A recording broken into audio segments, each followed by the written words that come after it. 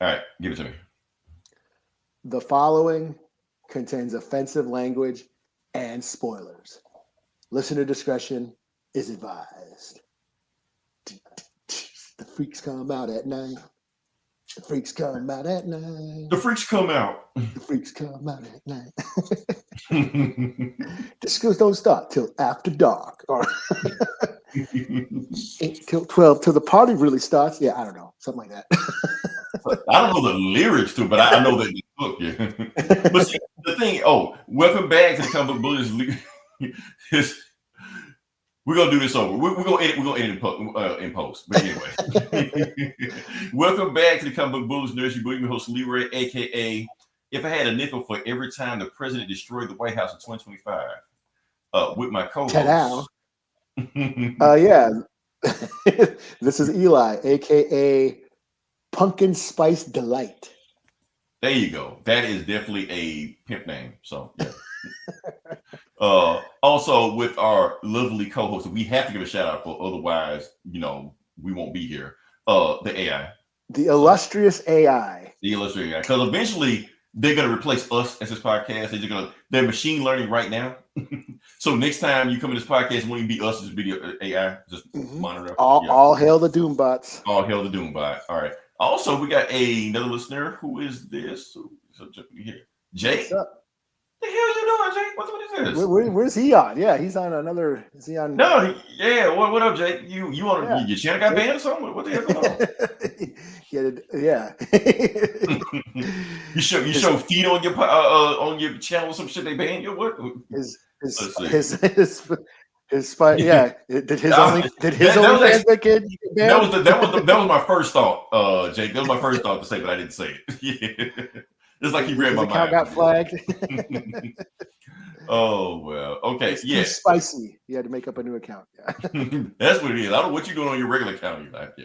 Oh, Eli, I'm gonna do something else also. Getting everybody to like, share, subscribe. Watch this magic I'm about to pull. Ooh, look at that. Wow. Look at that. We have upped our budget. Upgraded. Yeah, we have upgraded to a new plan. Yeah. All right. Cashing in those mana coins, huh? Like I said, we get paid for this shit. This whole podcast is a front, Really, we just make money through gambling. That's all. DraftKings, all the bullshit. So, so what is this? Oh, okay. Can we move to the next part of the podcast? Let's move on. Yes. Well, can we actually move to the podcast? Should we just start over? Yeah. Come back to the next string. Nah, fuck it. Let's keep going. We can all edit this shit out. Don't worry about it. Pretend like it's not live. What do we got here? Wait, you have a new budget and didn't give me. Okay, you can get 10% of what we make on this podcast. How about that? Yeah, my father 50. He gets 50. Jake gets half. You get half of what we make on this podcast, Jake. We'll cut you in on the piece of that pie. All right, so we're moving on up. Yes, right. All right, so we're gonna start with getting the podcast. Like I said, this I think this is the last weekend in October. I think I didn't. It is, unless you count Friday. Well, Friday is Friday part of the weekend. Kind of, sort of. Not really. Well, anyway, before Halloween, this last podcast. Friday's the 31st. So. Got it. Well, last podcast for Halloween. Yeah. We do it. Okay. Yes. So we normally do our annual do's and don'ts. Mm-hmm. We always do annual do's and don'ts. So we're going to jump into it. So we're going to say what you should dress up for is Halloween, what you shouldn't dress up for Halloween. We're going to start with it like we said normally. I give a do's and don't. Eli gets do's and don't. And I'm going to give a do's and don't right now. So one thing you don't want to do, also, don't wear blackface. We've said this before, plenty of podcasts. And also couples. Couples is going as anything this year. Do not dress up as Superman and Supergirl. I thought you were going to say the sinners. All the interracial couples. I couldn't find it, Eli. I couldn't find the picture. I was going to do that one. Don't do that either. But don't do Superman and Supergirl unless you're from Mississippi, Alabama, Louisiana. Then you can get away with it. So, I know from Mississippi, I don't take parts in that, but we know the kissing cousin shit happens down here. I'm just saying. We know. Maybe I'm talking out of turn too much. But anyway, hold on. What Jake got here? Let's see. Halloween is the last day of October. It sure is. Thank you. Fact check Jake. Okay. Yeah, the clarifier. Yes, that's good information. And Eli, I'm gonna let you go. What are your do's and don'ts for Halloween? Yeah, I mean, yes, don't dress up as a native or a Pocahontas costume or Chief Pokalata Twat or whatever the fuck they're called. You know, Right. the noble savage. Mm-hmm. What did he say? Jake's My girl and I dressing up as the main couple from right. That's okay, Jake. You can do it. You can do that. We know, but it's gonna be a popular costume this year. Just letting you know. So yeah. So yes, Halloween is a sensitive time for natives because of the bullshit. You know, everyone wants to be native, but not be native. Right. They want to dress up, but they don't want to go through it. Right. They want a rhythm, but not a blues. You know? Yes. So as like every year, it's my yearly reminder. You know, dressing up as native is our N word. Only we can do it. So that's it. Yeah, so don't get now. Keep in mind, cameras are everywhere, so don't get canceled. We will. If you do it, we will know, and it will be everywhere. Pretty much. Hold up, let me see. I'm gonna give Jake some love right here. What we got? No, that ain't. Is it Jake? That's somebody else. What's this? I'm on my laptop and I still can't read that shit. Johnson. Hi. Why are they posting? It felt like they posted emails on there, or something like that. I don't know. Something has changed, Eli. I don't know if it's YouTube. I don't know if it's whoever's doing it, but shout out to you. Yes, they don't give us the names like they did before. I think that's what's going on right now. All right. Also, now it's a topic. It was a controversial topic I tackled last year that got us in trouble, but I'm gonna tackle it again this year to get us in more trouble. So you know which topic I'm talking about, Eli. Well, first off, I want to give a shout out to Chloe Bailey for this. You know, okay, for people don't know, for people don't know what this is a she dressed up as Halloween as Foxy Cleopatra from Austin Powers Goldmember. You know, so yeah, just want to give a shout out to her. Now, the reason I'm going to give a shout out to her because we're going to go a little bit deeper into this. You know, so I want to give it. She actually puts the video. I just found the video now, so yeah. Shout out to her. Now, reason I'm posting this because I want to give a shout out to her because last year, she did what I didn't want her to do and dressed up as Sexy Velma. I'm like, no, don't do that. We are against Sexy Velma and her sister, Sexy Daphne also, but Daphne also been sexy. If you don't know who that is, like that's the sister is The Little Mermaid, your favorite movie from last year. Oh, okay. Yeah, sure. Okay. Yeah, why not? Yeah. Yeah. Point is, we want sexy Beyonce. Dress up as that. You don't got to do anything sexy Velma or anything like that because some characters don't need to be sexualized. That's all I'm saying. That's all I was trying to say last year when y'all calling us gay and shit and saying through the podcast and we're gonna go back to our boyfriends. That's calling you, man. Yeah, that's you. No, by association, Eli. You are gay by association, Eli. No, you're a prude. I don't want to see that was Sexy Velma. Cooties. Oh wait, we played that video game. No, Jake. One time, that's all you get. Now, of course, I know everybody that watches this podcast is gonna rewind that one part of the video again because I've seen the analytics. I know how you freaks are. But anyway, point I'm trying to make is that every character gonna be sexualized. I don't need a sexualized Bob's Burger. You know, I don't need that. You know what I'm saying? I don't even want a sexy Wednesday. You know, just be regular ass Wednesday. If you're gonna be sexy anything in Addams Family, be Morticia. Like, why do that? That doesn't make any sense. So that's all I'm trying to say. You know. So I guess. Hopefully I made my point. I don't know if I made my point unclear or I dug myself in deeper or we're never gonna beat these allegations. You know, I'm just saying. It's like pick a sexy character, you don't have to sexualize everything out there. Yes. Everything don't need to be Leroy's Halloween rules. No blackface, no sexiness.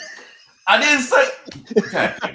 That's how it's interpreted. That's how the internet's gonna interpret it. No sexy Bob Burgers. That's all I'm saying. Even though I know what's gonna happen next year, Eli. Somebody's gonna make this sexy. They're gonna find a way. Anyway, what we got? I probably won't be mad at it either. Some things just don't need to be done. We don't need to open up the Pandora's box. That's all I'm saying. It's gonna be sexy Black Panther with assless chaps. Assless chaps. The fuck? Well, don't blackface. Don't paint your ass black. Right. No black face, no black ass. Yeah, that's the thing. You can dress up as Black Panther, just don't be blackface underneath. Wear pants as Black Panther. That's like a must. We shouldn't have to address that, but like I said, it's the internet. They'll get away with anything. So here. All right. So can we move to the next part of the podcast? Yeah. Okay. Like I said, it's a light show. We decided to watch a movie. I decided to watch a movie. Actually, Eli watched this movie. When did you watch the movie? I watched this. I seen this a while ago. I think it was during our hiatus, so I never said anything about it. So okay, like I said, I had no idea you watched this. I had a lot of stuff going on around that time. Like, matter of fact, I still got a lot of stuff going on like that, but that's neither here nor there. Point is, I decided to wait till HBO to watch the movie. I heard it was coming out on HBO last week, and HBO has always been screwing me because they'll post or something like, "We got this movie coming out," but it'd be like Asia or fucking India or some shit like that, or Philippines. And they don't tell me that it's not available in United States. It's like some kind of VPN or shit like that. I don't have time for all that bullshit. So I waited until it actually came out before I said anything. So I didn't post anything saying, "Oh, weapons is out," and then y'all get mad at me because it's only in Indonesia, some shit. No, it was in America. So I got a chance to watch the movie. Even though everybody else went crazy about it, they say this is the movie of the year. This is the movie everybody to watch. Everybody to go crazy about it, which I'm surprised you didn't talk about it, Eli, since everybody went so crazy about a horror movie. And this movie made bank too. That's the thing about it. So yeah, I did make a post about it when I first watched it. I completely, like I said, I didn't know you saw this, so it completely passed me. I didn't know you did that. So well, I had an unpopular opinion about it, so that's probably why it got lost in the shuffle. That may be what it is. We just rejected Eli. Oh, here go Eli with this shit again. Okay. Now let's clear the air. Like I said, I didn't know it, but hearing the tone of Eli when I even mentioned this movie, I already knew where he was going to go with this movie. So I was already ready to come on this podcast, and I was ready to put my dukes up, ready to start fisticuffs like that. Okay, I got to go to war with Eli again over a movie because he got an opinion. I got this movie again. But to be honest with you, Eli, when I saw this movie, it wasn't all that. I'm like, this the movie. And I agree. I felt it was very overhyped. Yeah, I was like, what? This is what everybody went crazy over? Like, it was all right, but people are acting like, oh, this is the best movie of the year, saying it's better than Sinners. I'm like, you are fucking crazy. That's what they were saying. That's what they were saying. Like, no, I would agree with that. And I barely like. Well, I did enjoy Sinners. I just wasn't a fan of the musical. Yeah, I'm saying you don't like musicals, so but I did enjoy it for the most part. But to say that this was better than Sinners, like hell no. That's all I kept saying online. Everybody was saying online. It was like going crazy. I was like, no, this ain't the movie that y'all think it is. But I'm gonna watch this movie anyway. And keep in mind, I am not one of those people that can, like, I know this movie came out months ago or some shit like that. Mm-hmm. I am not one of those people that anytime a movie comes out months ago and I'm late to the party and see it, I'm not one of those people that shits on a movie just because Sinners wasn't all that. Shut the fuck up. Don't come here months afterwards talking about this shit. If you didn't see it then. Don't say it, but I can be objective. Yeah. Well, as objective as I can. Well, we if we like the shit, we like the shit. If we don't, we don't. Like I fucking hyped up Freaky Tales, and that had been out for a while, and I finally saw it a month ago. And that shit's the shit. That's like my movie of the year right now so far. Right. And that was months after I was, So, but yeah. Continue. Go ahead. Okay. So I'm going to just give you some background. Like I said, for people that haven't seen the movie, we didn't just seen the movie. Like I said, we're going to go into full spoilers, a deep dive into this thing, because I want to talk about the movie, the themes and stuff like that. Because I think people just saw the end and just got freaked out because they had all these wacky ass scenes going on and shit like that. And I think that's what got people talking because it's a very memeable movie. That's the thing about it. Like you could take scenes from this movie, post it online, people go crazy over it. But let's talk about the movie. So the thing about this movie is that, first off, Eli. The director of the movie. For people that don't know who the director of the movie, the director is Craig Zagman? I don't know. Something like that. The guy who did Barbarian. Yeah. The guy who did Barbarian. Well, the point of the thing is they're calling this guy the Black Jordan Peele. I'm sorry, the White Jordan Peele. What the fuck did I say? I meant to say the White Jordan Peele. That's what I meant to say. I completely fucked that up. But the point is. So the reason I'm making a comparison of it because, like I said, he's another horror guy that came from sketch comedy. He was also on The Whitest Kids You Know, for anybody that saw that show. So he was like it was like him and another guy that was the head writer on the show. So he went from that to directing, and he directed some movies before Barbarians like that. Like he directed some comedies and shit like that. I can't remember the name of them. One of them I thought was actually pretty funny, but it was like straight to DVD or some shit like that, you know. But point is, he's now fully formed into horror. Not only he's done this, his next movie after this is Resident Evil. And he's saying he's not doing anything like the other movies. You know, what's her name? Miliana Jovovich, shit like that. She won't be in it. Yeah. So he's making this a love letter to the video games. I'm like, okay, that's pretty cool right there. So what is it about this movie that he's making? Oh, another thing about the movie, what I call it, and the Jordan Peele comparisons are getting closer and closer together because apparently Jordan Peele had his hands on this movie first, or at least wanted this movie first. He read the script. He heard the movie get shot around like that, so he sent his production team to buy the movie. So it became a bidding war for this movie, and Warner Brothers beat him out. So he got so pissed, he fired his whole team for that movie because he wanted to do this movie first before he got his hands on it. So that's where the Jordan Peele, white Jordan Peele comparison coming from. So yeah.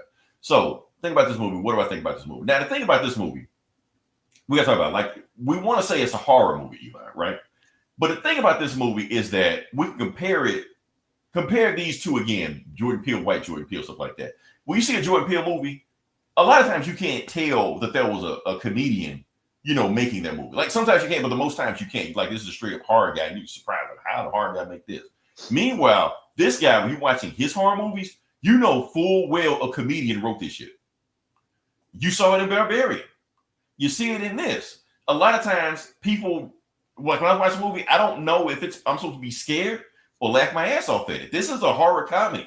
Just like Barbarian was, when you like really look at it, like Weapons was a horror comedy. It's too much insane, goofy shit going on in this movie to be scared about it. I mean, the horror and comedy are similar in like sort of tone and pacing, where it relies on timing for things to land. For jokes to land, it's all about timing. For a scare to land, it's all about timing and setup, you know. So they're similar genres. So they do sort of kind of like, you know, but complement each other. There's a line, Eli. There is a line. Like you can tell when you're watching a horror comedy versus horror with some comedy in it. There's a difference. Yeah. And I feel like there was no line in this one because, like I said, it's way like the premise of the movie is about these kids running, scared and shit like that. Is that not the motherfucking Naruto run? That does look like, yeah. Yeah, so anytime I'm watching this shit, like, what the fuck? I'm not supposed to be scared of this? Like, no. Well, we don't know. They just disappear. That's the setup. But we see them doing that dumbass run that kids always do. So that had me laugh right there. And that's the thing, like the tone of it, like we're supposed to be worrying about this mystery and these parents are upset and then what's going on. But like I said, you got these dumbass kids running like that. So even then, I'm just like, okay, this shit is gonna be goofy as hell from begin with. Where you got this somber ass music going on. So it's like it's tonally unbalanced for me. Barbarian was the same way with it. I love Barbarian. Barbarian was, you know, people love that movie. But for me, because the comedy just came out of nowhere in that movie, I feel like it was totally unbalanced in this one. And I feel like the same way in this one, where it's come out. And not only that, when the kids run it, like we're gonna talk about your boy, Benedict Wong. Okay. That's when he did the dumbass run. And I'm like, okay. And then that's supposed to be like one of the scariest scenes in the movie. I'm like, what am I watching? And then they show him like running like miles and miles and miles doing that shit. Like, okay, this is dumb as hell. Another thing about this movie, is it me or was it like way too many Marvel actors in this movie? Like everybody was Marvel.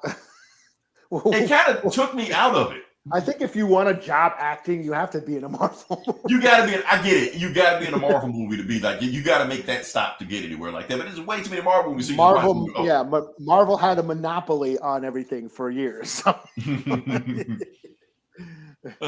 So even trying to see what we got here. No, we'll come back to her in a second. Oh, this scene, yeah, like her. That's Silver Surfer.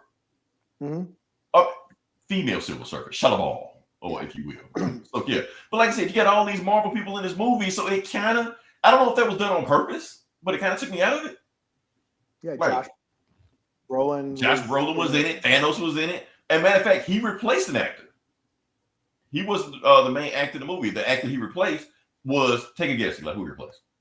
Oh, I forget who he was. I forget who. I know what you're talking about. I just forget who it was. Pedro Pascal. Oh, that's of course. Right. Yeah. Because of course he replaced Pedro Pascal. Because Pedro Pascal had 50 other movies he had to do. He had to cut one of them. That's the movie he cut. So yeah. Because when he had Fantastic, I think he had like 3 movies in the theater that month at the time. So who we got more people coming in? Stevie 2 Harris, hi. Hi. Oh, I see you, baby. I see you. We're gonna give you a shout out. Yeah. Oh, what else we got going on with this movie? Okay, like I said, and another thing about the movie, not only was it totally unbalanced for me, like I said, totally unbalanced because I don't know you're supposed to laugh at this shit, especially that ending, Eli. The ending with the kids just running through glass and shit like that, like the fucking Kool-Aid man. We supposed to be scared about this shit. This shit is goofy as hell. Yeah, though that was funny. I mean, that was my thing. Is I thought the ending was hilarious. Yes, that's the thing. Yeah. Like the dude is intentionally throwing comedy in there. What's your favorite? No. Oh, we don't do that. We'll do that. No. Oh, no. He's trying to be clever. Yeah, he's trying to be clever. He saw the thing. I'm gonna post about that stuff. We are not going down that rabbit hole. No. Thanks for listening. You are so smart. SMRT. SMRT. Okay. I want attention. Another thing that was hilarious, the funniest thing in this movie, though, Eli, and because at the end, this kind of turned to a zombie movie. For me, it basically was a zombie movie. You know, when Josh Brolin kept fighting that dude, the crackhead. Okay. And he kept jumping back up, and he kept throwing him across the room, and he kept throwing him back to the room over and over and over again. I'm like, come on, man. You were intentionally trying to do some comedy shit right here with this horror movie, especially at the third act at the very end. Like, I know you're doing this. So, all this shit going on. Oh, but another issue I had a problem with this movie, Eli, that I don't think the movie had an actual theme to it, or at least the themes didn't come together. Like, there were themes in the movie, but I don't think they ever came together. I don't think it ever was cohesive. Same issue I had with Barbarian, where the movie felt like it gets sidetracked and go to some other shit. Like with this movie, like, okay, the plot of this movie, spoilers for everybody, that some kids come on missing. Boom, that's it. But the plot goes in a different direction. You know, I forgot about the plot. I just didn't care about the plot anymore. Like I cared nothing about the missing kids because they were talking about some other shit. They were talking about was it the Han Solo dude, you know, being an abusive cop, brutal cop, or whatever, or you know, shit like that. It was just sidetrack shit like that going on. They like missing plot. Like, how does this tie in to the theme of the movie? It was basically baiting and switching. It was trying to, and I guess I don't know. I guess I'll say my little piece. Mm-hmm. Like what my problem with the movie is it kept trying to misdirect. Yes. For the sake of trying to prolong the mystery, to reveal it. You know, so and you know, that might have worked in Barbarian, you know, where it started out to this one thing and then, you know, then boom, something happened, you know, there's something in the basement and then the movie stopped and cut to a whole other situation, a whole set of characters. And then we followed that. And, you know, that's what this movie kept doing like 10 times. And that was getting frustrating. But a few of those times when they did that, the ending, like the cliffhanger they left you on, wasn't really that compelling. Well, that's the thing. Is by the time they revealed it, I really didn't give a shit anymore. You know, because it starts out, yes, these kids went missing from the same classroom as this one teacher. Then we follow her going into mourning and dealing with the backlash from the parents and that she's an alcoholic and she messes around and she's banging the cop. So then we go follow her. And then we follow the cop, and then we follow the junkie, and then we follow the principal or whatever. And it just kept the movie kept stopping of the movie. And stuff, it kept stopping and starting. For me, it felt like no reason. I get it was trying to be like a Tarantino flick or something. That's what everybody wants to be Quentin Tarantino. Yeah, there was trying to be this like cleverly written, you know, character study, and I was like, I kept getting frustrated every time it stopped the movie. Mm-hmm. Like the movie would just stop and it'd be another episode, you know, almost like it was an anthology. And it was like, really has no purpose other than prolonging the reveal of what the mystery was. And when they finally revealed the mystery of it's this witch lady who's feeding on the energy of the kids or whatever the fuck she was doing. They never said what she wanted with the kids. She just said she's obviously using the kids to prolong her life or some shit. Mm-hmm. Like, I didn't care. Oh, that's what's happening? Okay, I guess. Sure. And then, then we have the big, wacky Raising Arizona ending where the kids run after her and eat her and shit, and which I thought was hilarious. Like I said, I thought the last 10 minutes was hilarious, and I was laughing my ass off. It's just the 2 hours that preceded it was a slog to get through. And that was just me. I felt like, some of the character, like there was no reason for the cop or the junkie to exist other than finding that narratively. We didn't need a long story or plotline of them. That didn't do anything. The only purpose those characters served the plot was them to find the house, to find the weird house, and that was it. We didn't need to go on a half-hour soap opera about their lives, Right. It was a very thin story that they drug out for no reason. Yeah. And that's the thing, when we went for those cops ahead. Yeah, and like I said, the plot diverged from the main plot we were doing. That's why I forgot about the kids. I'm like, well, we just follow whatever. Okay, the cop is cheating on his wife with the teacher, okay, and right, and we never see the wife again. Just at one time, she just whoop her ass in the grocery store. That's it. So it was just like this soap opera that I didn't care about, and the mystery of why the kids disappeared kind of got lost. And by the time they revealed what it was, I didn't really care anymore. Yeah, and keep in mind the main person that we supposed to care about, she didn't get revealed to over half of the movie was over with. Yeah, and she just shows up like they show pieces of her, like they're like, then she's like, who the fuck is this? Like it was trying to show her now. So yeah, I felt like it was it's the whole Jordan Peele comparisons or whatever, or the elevated horror bullshit. I felt like it was trying to be pretentious, like the dream sequence with the gun in the sky, like okay, that was I felt was so pretentious and corny. And it reeked of, look at us, we're making art, Right. like I get it. Yes, you didn't have to do that. I get it. It was talking about school shootings. I got that from the beginning scene. That apparently that it's giving those themes and ideas, but we didn't need to shove it in your face. It reminded me of The Departed, the ending of the Departed. I love Scorsese, and right. But the ending of The Departed was corny as hell when the rat runs across the fucking window, that he did not need to do that. That was so stupid to me. Symbolism. Yes, we're making art, we're being pretentious artists, and that's what I felt this movie was trying to do, with the narrative, like we're gonna have this out of order structure and reveal little bits and pieces. And I just stopped caring after a while. Like I kept every time almost telling too much story. Every time it faded to black or cut to black, I went, after the first hour, when we cut to black the last 3 or 4 times, I was like, okay, I don't care anymore. It was frustrating. Now, that being said, Eli, I do like some of the themes in there. Some of the themes did tie into this. Like I said, let's go back to Shellaball, wherever she was right there. Okay, so the theme with her, I thought her plot was interesting because they were doing a modern day witch hunt on her. I mean, that was the whole point about it. Because like I said, we know witch hunts aren't real because witches aren't real. I don't think. Hopefully, I don't know. Maybe. Point is, they found some bullshit on it. Like anytime a single woman comes to the town, they're gonna find, there must be something wrong with her. There must be some dirty shit to her. Must be going on with it. She fucking everybody. She was still your wife. Still your husband. She's drinking. We don't know what she's doing with these kids. They don't know anything about it. So of course they're gonna assume the worst about it because she's single. So there must be some shit going on. Meanwhile, while they chasing after her doing a modern day witch hunt, there's a real ass witch in the town doing the bullshit.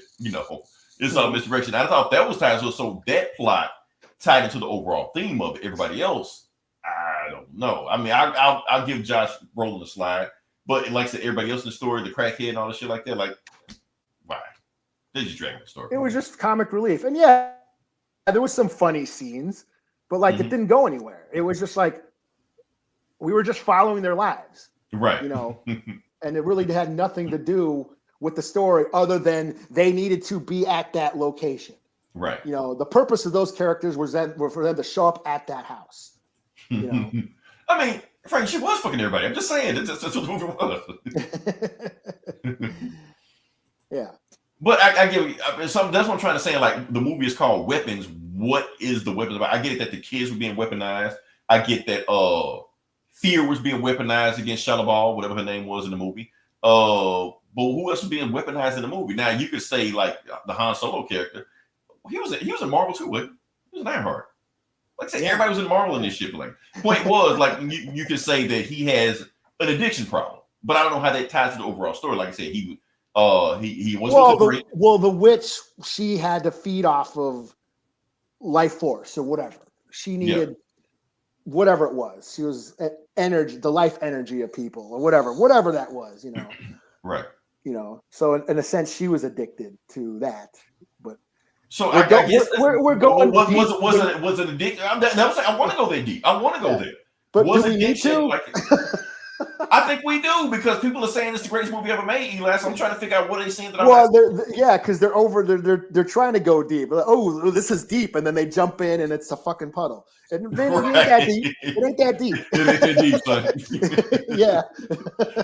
I'm just saying though, is there like a theme to addiction? Like, is everybody having addiction problems like that? Because definitely. Well, she was. Yes, the main character, the teacher, wasn't she an alcoholic? You know, especially after the. No. Was she alcoholic or did she just have a DUI? I don't remember. Because the Han Solo character definitely had a drinking problem. Like he was. Yeah. Basically, he relapsed. He relapsed with the drinking and with her.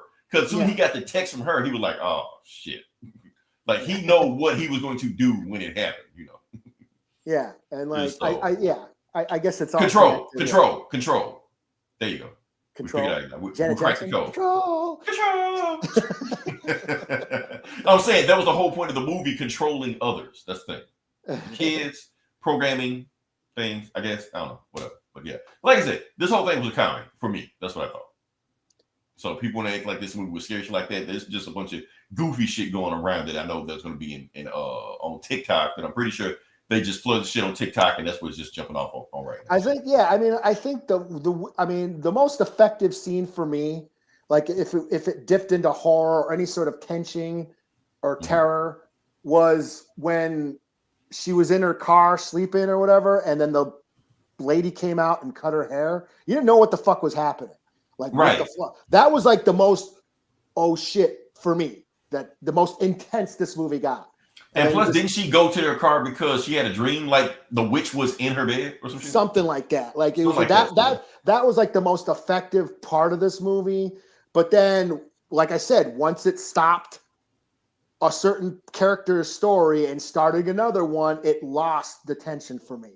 And every time it did that, I continued. I lost interest every time it stopped. And went on to another character's story.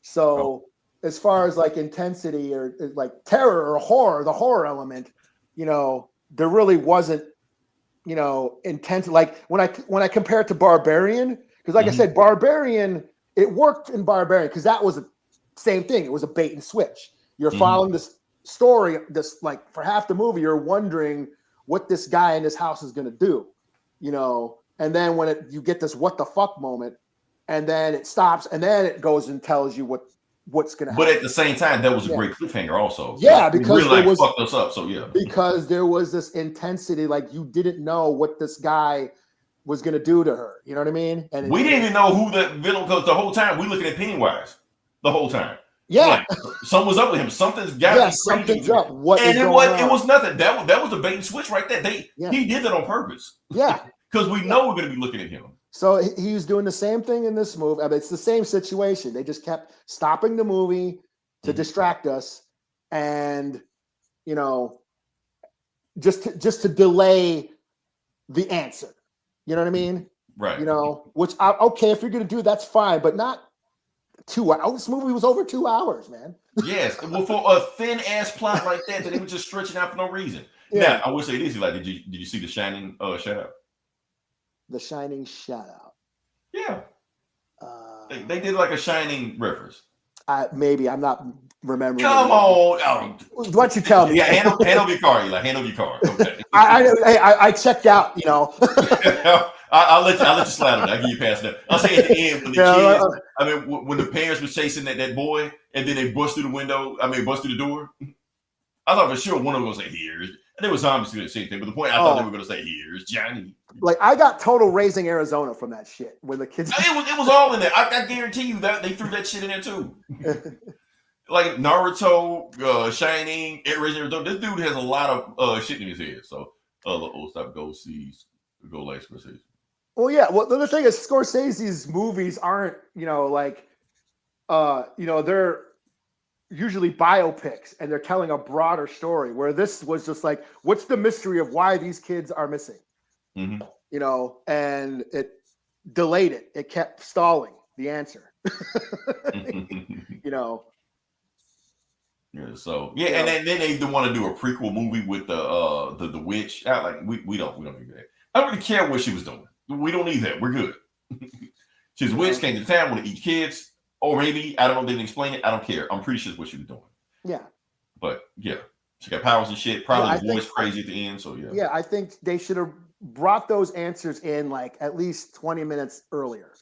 Yeah, because I completely got sidetracked watching this movie. I was like, and when every time it reveals, what, like when the principal came, when they were at the gas station, he comes running up the street, right. And I don't know if to be scared or laugh at this shit. I'm like, this shit looks goofy. But I was still like, okay, what is this? What's happening here? And then I thought that was a dream sequence. Yeah, okay. I thought like, she could see that shit. Like, did anybody see this or just her? But didn't it cut like before they get there? It cuts off. Like he starts attacking them, and then it cuts to black. Right. Like, what the fuck? But then it's his story afterwards. So yeah. And then we follow him for a half hour. Like, okay, it's like you're watching an action scene, and then it cuts to black. Like what the. Right. like okay, finally something I want to watch, and then nope, don't get to see this now. So it was frustrating. I got frustrating, and maybe I don't know. Yeah. All I'm saying is when you watch the movie, and I'm pretty sure everybody looks at it. Like, don't watch this as a straight up horror movie. If you watch a straight up horror movie, you're gonna be disappointed. But you watch it as a horror comedy and look at this shit like it's intentionally goofy comedy shit in this movie. You be like, oh, okay. So that's like I said. So. Yeah, I mean, I felt there was people hyped this up. But y'all still overhyped the fuck out this movie though. Y'all really did. So it's the best shit ever, and it was just alright. Yeah, because honestly, I was bored. The first hour, I was bored. Yeah, watching it. Yeah. Like, and then towards the end, when Wong started running up like the Naruto, then I started like, oh, okay, what the fuck is happening right now? Then I started getting interested in it because it was just some weird shit happening. So yeah. But until then, I was like, I was also in and out of this movie, so I probably missed some stuff myself. Yeah. So that's all I got. So all right, can we slap a rating on it and be done with this? Sure. I'm gonna say I'm gonna be higher than you guys. I'm gonna say 3 out of 5. Oh, only really? because of the comedy. So yeah, I know you're gonna be lower than that. So yeah. Oh well, no, I was gonna give it a 3 out of 5. I mean, it was worth the look. Yeah. Okay. It was worth the look. I think the ending, although it is a payoff, it comes a little bit too late for me, but it was still enjoyable. Like the last 15, 20 minutes saved it for me.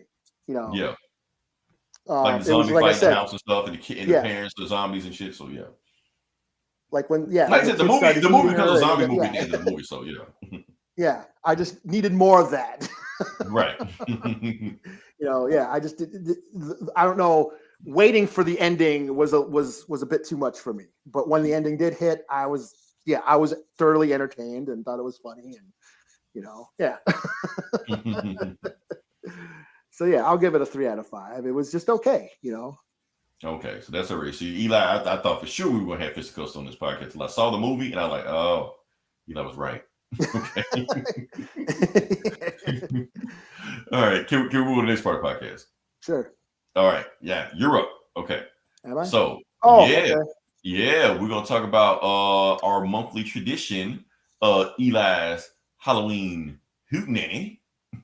Yes. I'm gonna go to it, and this is the last one of the month, so you better make a count, Eli.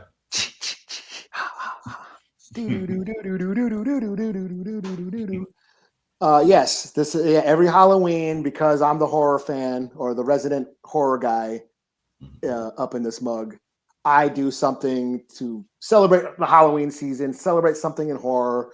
But this year, I decided to keep it different. I wanted to include Leroy because he's not so much of a horror fan. So I was like, let's talk. This month, we were talking about our favorite Halloween episodes from our favorite TV shows. Because I do love sitcoms. Yeah. We talked about The Office and Superstore and Abbott Elementary. Oh, speaking of Shining, we didn't talk about the Shining reference in that Abbott Elementary episode. Remember when Mr. Johnson, the janitor, he had that picture of the him like at the ending of He the did Shining. at the end. Well, but what did he say at the end? I couldn't make out what he said at the end. Something like he had somebody make that up for him or whatever. Oh, okay.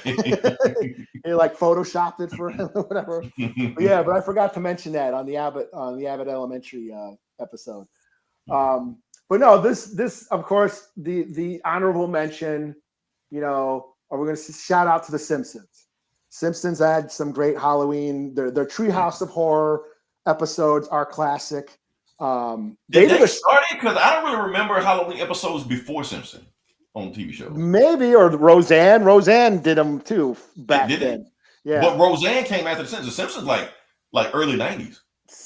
Yeah, it's hard to tell, but the Simpsons Treehouse of Horror had some classics. The Shining, we're talking about The Shining. They had the one called The Shining, which was no TV, no beer, make Homer go crazy. But yeah, they had a lot. The Treehouse of Horror episodes is where the Simpsons parodied horror movies, you know. And every year they stayed current. They would do what was current of the time. That was cool about those episodes. So shout out to the Simpsons for their Halloween spirit. But this week's Halloween episode we're going to talk about is Rutherford Falls. And the episode is just simply titled Halloween. Episode 6 of season 2. So Rutherford Falls, it's been canceled, but it was considered the first Native American sitcom. It was written and produced and had a lot of Native actors on it, which was like a first, you know, for the United States.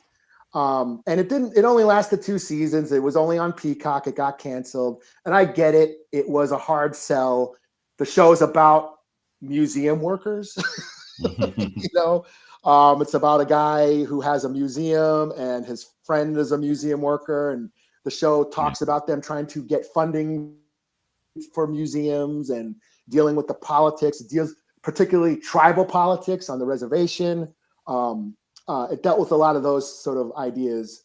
So I get it. It was a hard sell. You know, I'm sure it was. And they tried to do a bait switch. Like they tried to make it seem like Ed Helms was the main character, but he really wasn't.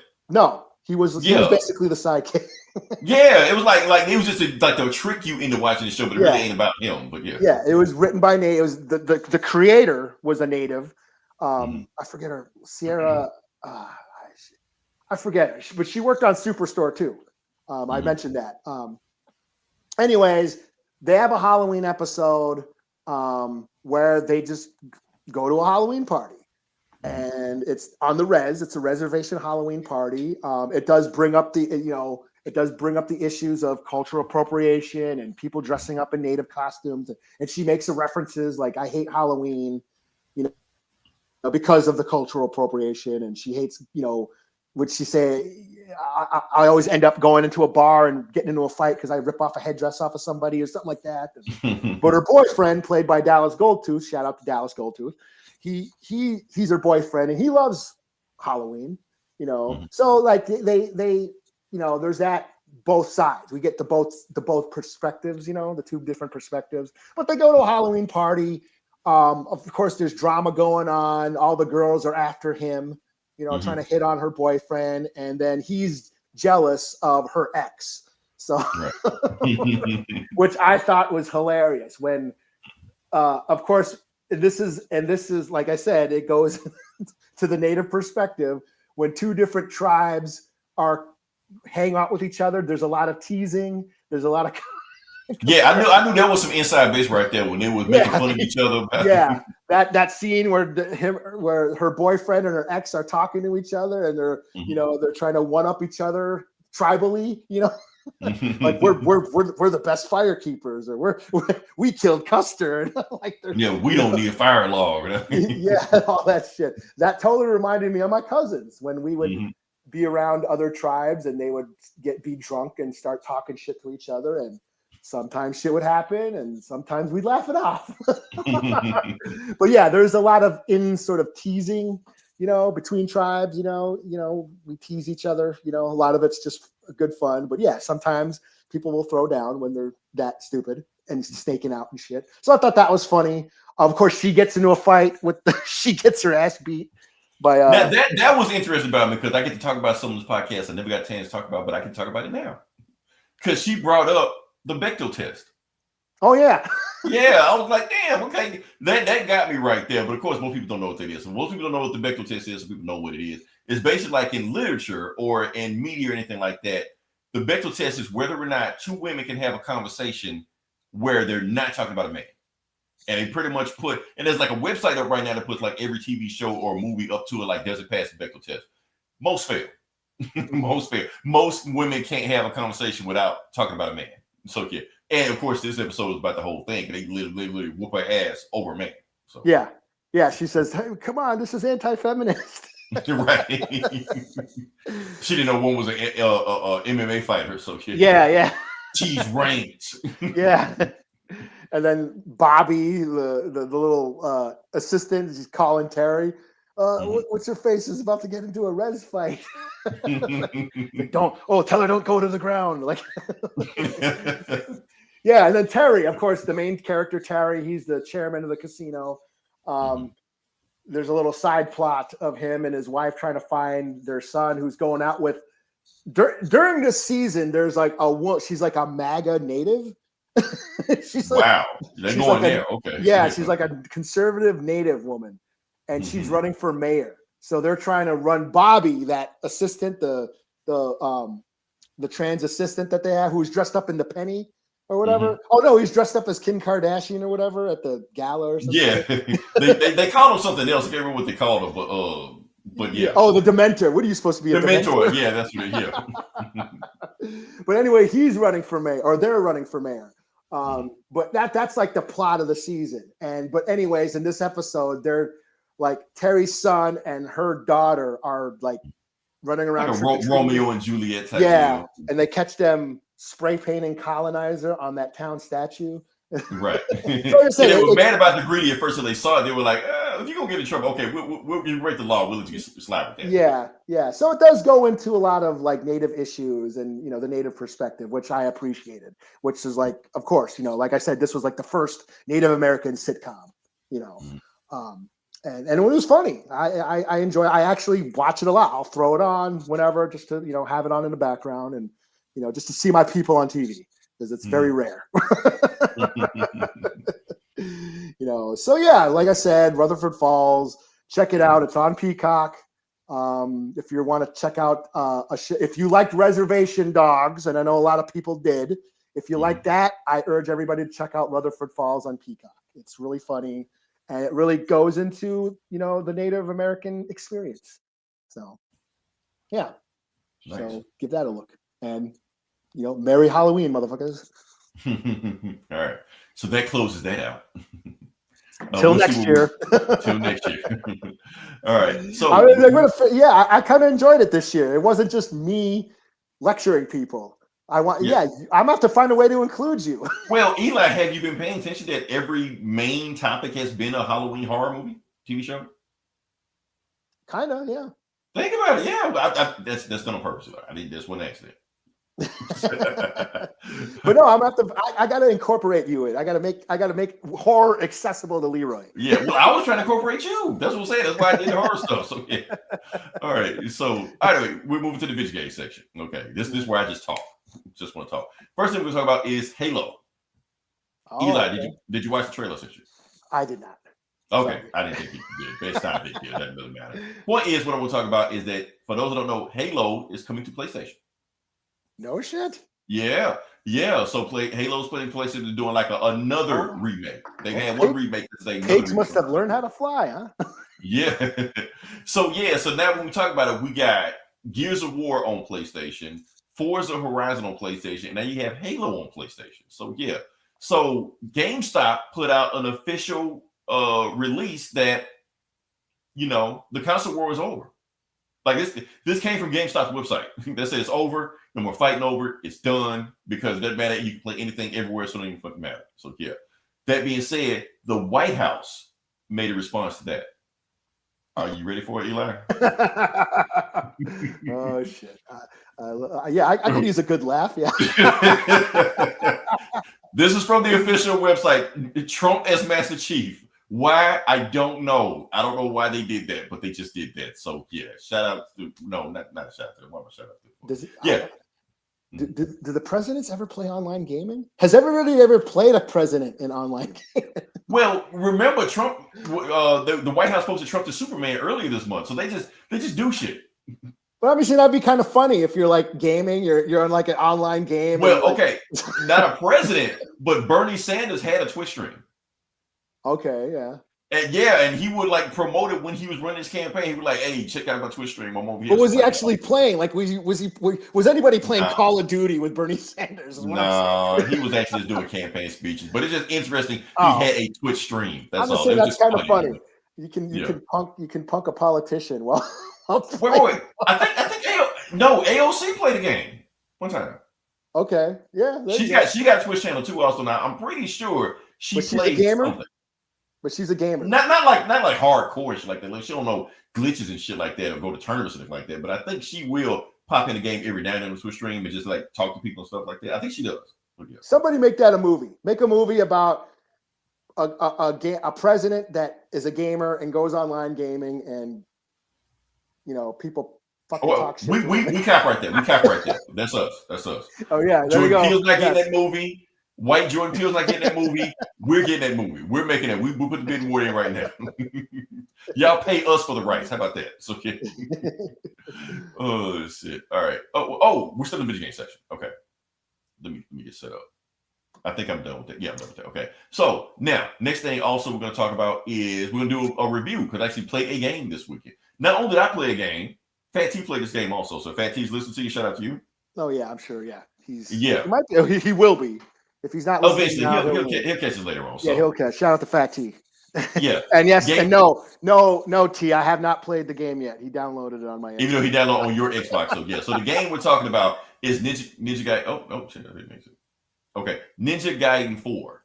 Not Gaiden. If you say Gaiden, you're saying it wrong. You weed Gaiden.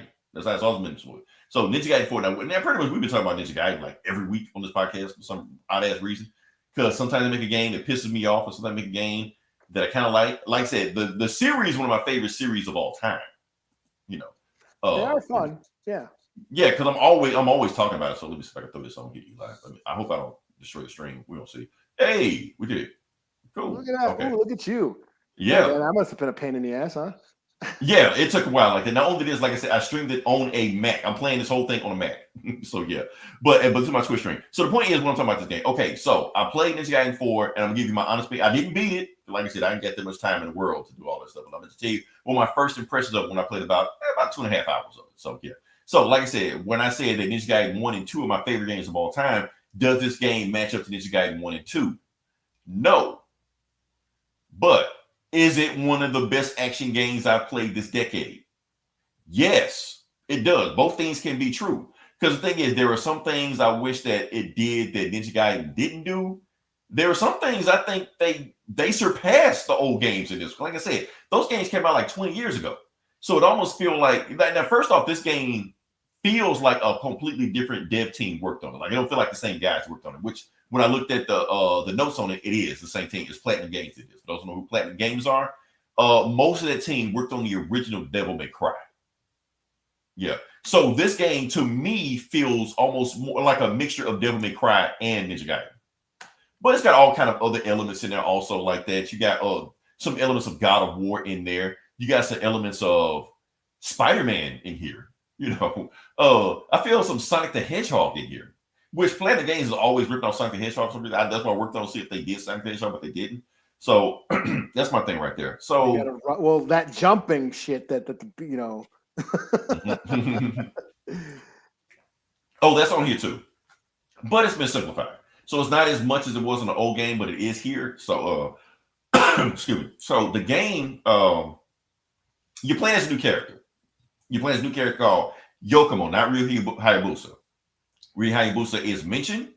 You do play as him later on in the game, but you're playing as a brand new character in this game. So do you have to know the storyline of the first two games to know this one? No, you don't. Hell, even if you play those games, you won't know the storyline of those games. So don't really matter. We just want to hack shit up, And that's all you can. Like I said, it's a new guy. He's playing for the first time, and you're playing as him, and you just chopping up shit. So yeah. The crazy thing is, you can tell that he's not as OP as Ryu is. because all the moves that Ryu gets at the beginning of those games, you have to unlock in this game, like simple shit. Like wall running is a move you have to unlock in the game. Oh yeah, that's gonna piss me off. Yeah, but you have to buy it later on to do stuff like that. So yeah. But like I said, the combat is fun. Like I said, it's faster than the other game before. Still hard. Brutal at times. Like as I'm playing on normal, I've died a bunch of times on this game like that. But I do feel like the game isn't as hard as the old games. Because on the old games, they were cheap.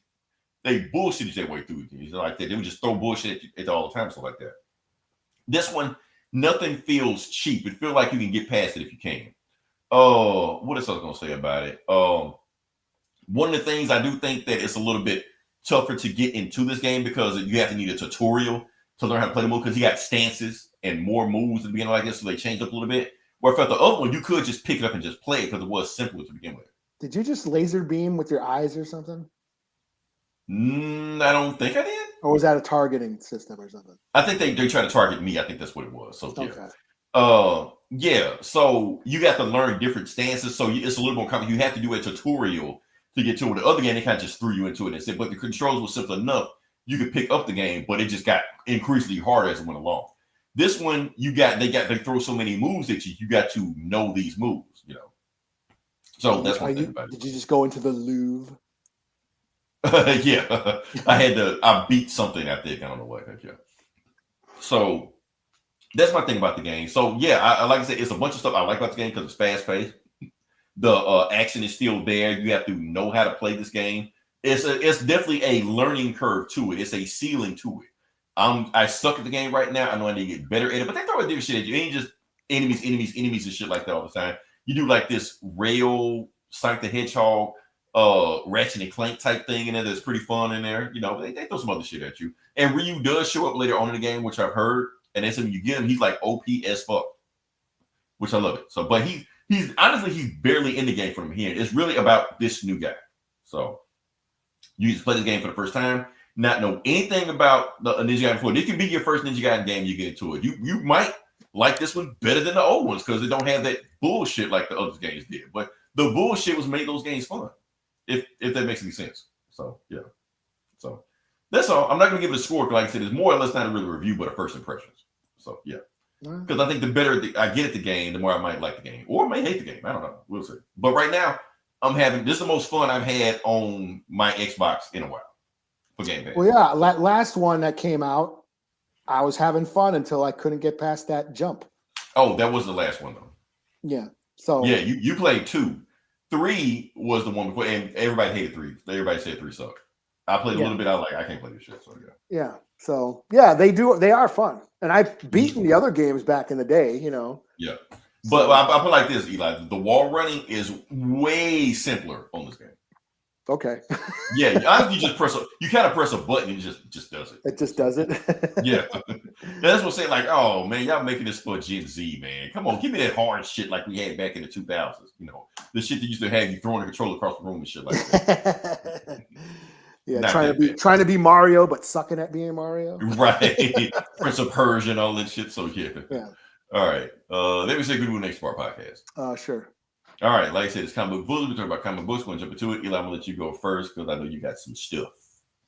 Well, should I off the top? I know you probably don't have, or should I save it? Should I do Ultimate Spidey since I started talking about it? Yeah, go ahead. I don't have a thing for you. Let me know, but yeah, go ahead and do it.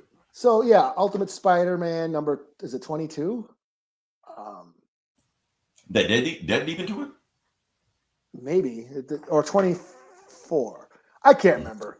But anyways, the new Ultimate Spidey, we have what did I say was going on? It was revealed that the big reveal at the end is Gwen is still alive somehow. She's got some ghost. She was blown up before, so yeah. Like last issue, she got blown up by Mr. Negative, blew up the whole building with all the Mysterios, and this issue starts out with Harry being in mourning, and he's staying busy with Peter. He's keeping himself busy by going out and fighting crime with Peter every night. Peter and the family are now underground, hiding out with Mole Man and the Mole Man. Okay. You know? And but he's still he's in mourning, and it's revealed that he's kind of going nuts, like he's going schizo. Uh-oh. That's how it starts. That's how it starts. The Green Goblin is kind of talking. He's kind of talking to himself. And also Otto has developed, or Doc Ock has developed a some sort of hacking device that will like hack into the Kingpin's network, but it needs to get placed inside the facility. So he needs like a master thief or cat burglar to break in. So of course he gets, is it Richard or Ben?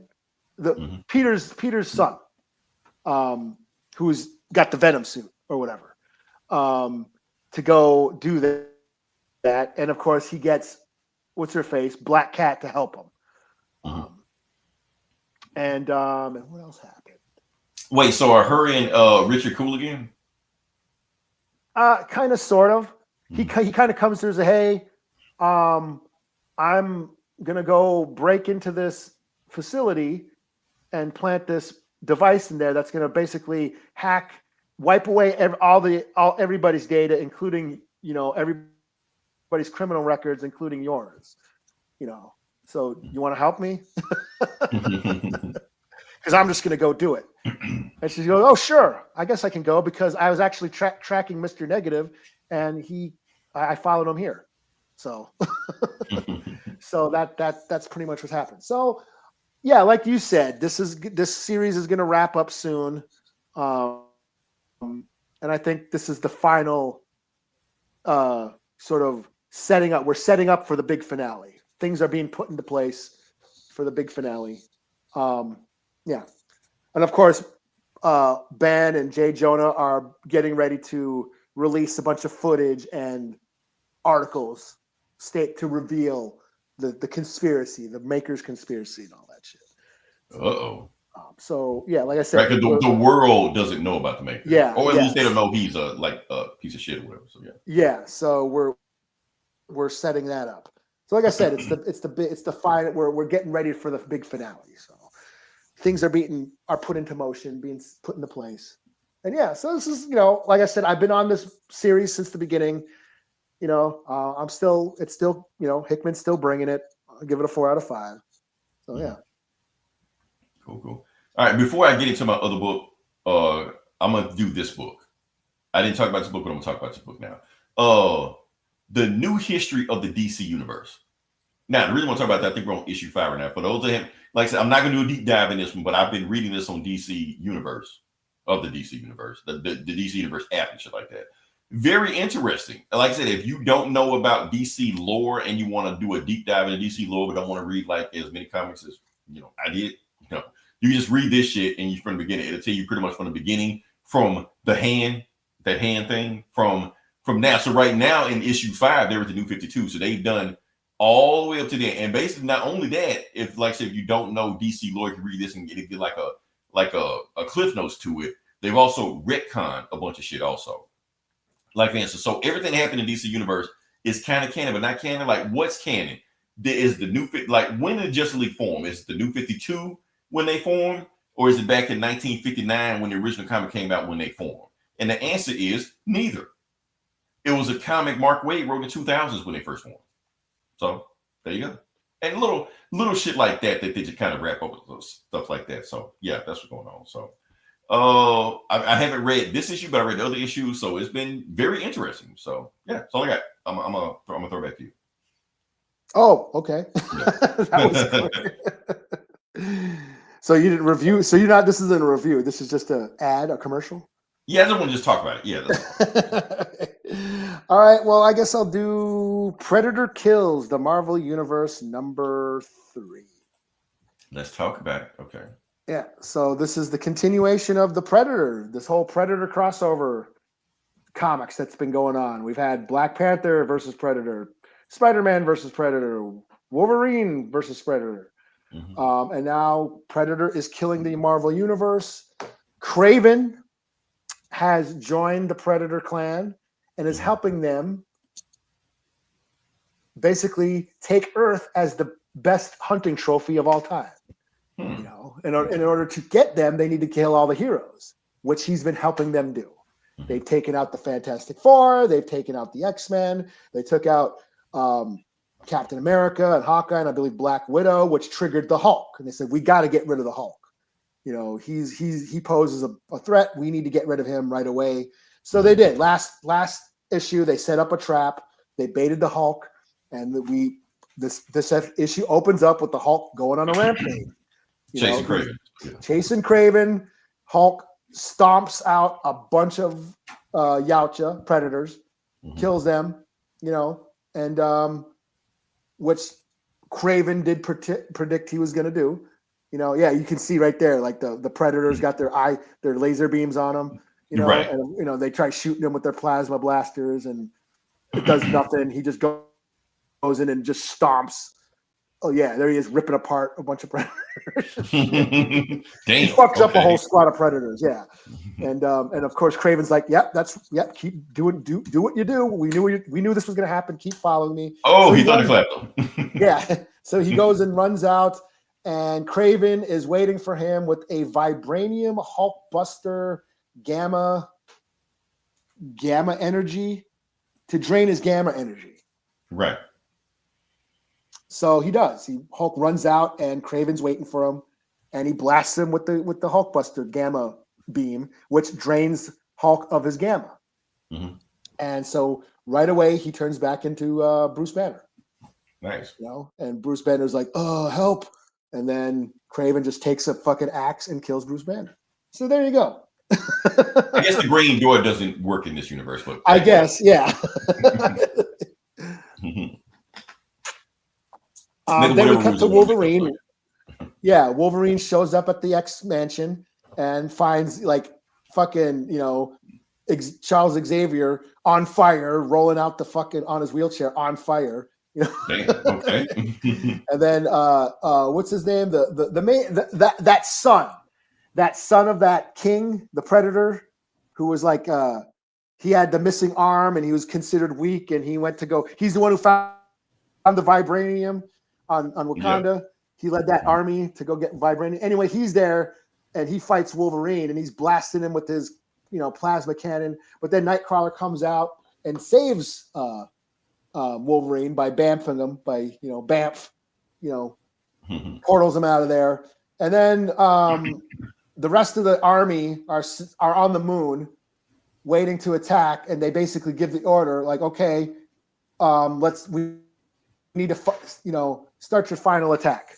You know, so the Predators are coming down to Earth, you know, taking out the satellites, taking out you know, the military and different, you know, Earth's defenses, and they're like, you know, we are, you know, in our final, you know, invasion to take over Earth, and there's only a few, you know, there's only Wolverine, Iron Man, and Spider-Man left, but in the throne room, you know, of the king, you know, the king marches out with his soldiers, and in the throne room, who pops up? Who is invisible the whole time? Sue Storm. Invisible. Sue Storm. Okay. Yeah. Yep. So she pops up. It's like there is still hope and strength to be continued. So. Nice. Don't she have the power to uninvisible them? I guess. I don't know. I don't know, but she snuck in. She hasn't died yet, because we thought the Fantastic Four were dead. Like they took out everybody else, but obviously Sue's still alive. So. Yeah, and she's a G. So, you know what I mean? So, like I said, they basically turned her into a Green Lantern. So yeah, she can kind of just do whatever. So yeah, that's where it ends. So this is fun. This is just dumb, stupid fun. Predators taking out, you know, Marvel heroes and shit, fighting Marvel heroes, and and Kraven's helping them. Kraven's the human that has joined the Predator clan. So yeah, this is a 4 out of 5. This is a lot of fun. Nice. Oh damn, I didn't get this book, but it don't make me mad. We're gonna do this anyway. All right, so the book I'm going to do next is Justice League Unlimited. So just stick with that.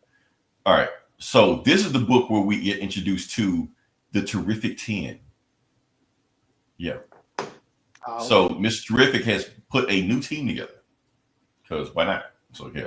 All right, so we're gonna jump into it, see what happens, and hold on, let me do one more thing. This see if I get what I needed, but I get this. Bam, do that. All right. So the book starts off with okay, so like I said, this is a DCKO tie-in. And the DCKO tie-in is basically while the big hitters of the Justice League out fighting, in the tournament to do everything like Mortal Kombat or like that, the other lesser known Justice League members are supposed to evacuate Earth. Why? I don't really know, because when Darkseid comes, he's invading the whole universe. So this is kind of pointless, but they're doing it anyway. So yeah. So they're evacuating everybody, and you got Batgirl and Atom in Gotham City. They're just like, what do we do if they don't listen to what we say? I mean, we ain't got no Green Lantern powers to stop them. They're like, well, we just do it anyway. We just don't be orderly, even though it's Gotham moving in an orderly fashion. They didn't get an alert there's a bank robbery going on. So they go down there, and apparently Atom can shrink far enough to fly. I don't know. Fuck that we can do. Anyway, they get there, and it's Polka Dot Man.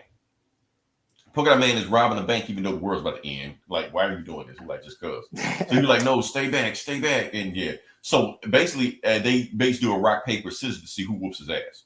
So I think Atom wins, and Atom basically turns himself in like his weight into a 300-pound man to knock Polka Dot Man out. But apparently, Polka Dot Man is like way powerful than he did before, and just knocks them out so bad they have to get sent to the infirmary on the Watchtower, and that's them fucked up. So yeah. So apparently they got some stuff on there. Like Wonder Woman gave them their purple healing rays, even though no matter how bad they're fucked up, they can heal her. That would have been cool when Joker shot Batgirl back in the 80s, but hey, whatever, So the point is, they're like, okay, so something's weird going on, but why are the villains doing bank robberies, committing crime when the world's about to end? Doesn't matter. And why are they so fucking powerful? Because we've heard other reports of people getting knocked out also. They were like, obviously there's some stuff going on that they may have been. And so Mr. Terrific has a theory that Neron has powered them up. Neron, they made a deal with the devil to get powerful and commit crime, stuff like that. So that when the world finally does end, they'll have a safe spot in hell. That may be the theory right there. So he just says, so I'm going to take care of the plan. He's like, what you going to do? I'm going to put a team together. And who is his team?